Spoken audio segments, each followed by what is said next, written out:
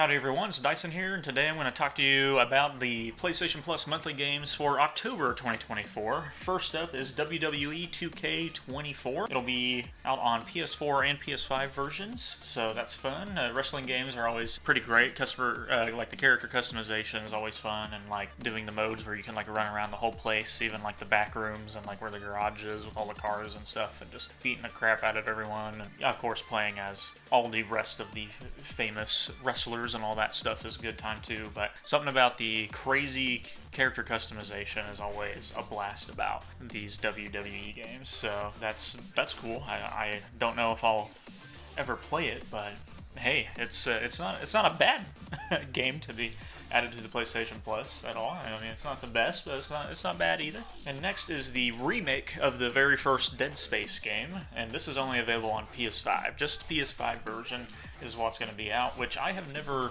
played the original Dead Space, but now that it's one of the PS Plus games, I'm actually going to give it a try, because I played 2 and 3.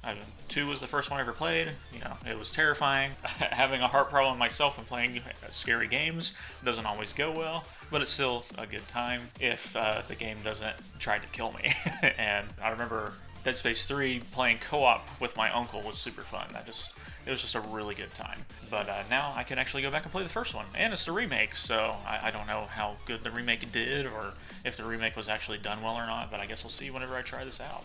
And last but not least is Doki Doki Literature Club Plus, which will be out on PS4 and PS5. Your main character, you join the literature club in search of romantic interests and all that fun stuff, and things get pretty crazy. If you've never seen what Doki Doki Literature Club is, I don't want to ruin it for people and say what happens, but all I'm going to say is it's a wild game, and I forget what Plus has, but I know there's extra things that the first game didn't have, so I'm probably going to play through it because I've never played through it, but I have watched a couple playthroughs online of like people that I used to watch on YouTube all the time, and man, were those playthroughs just a grand old time because of the crazy stuff that happens in the game.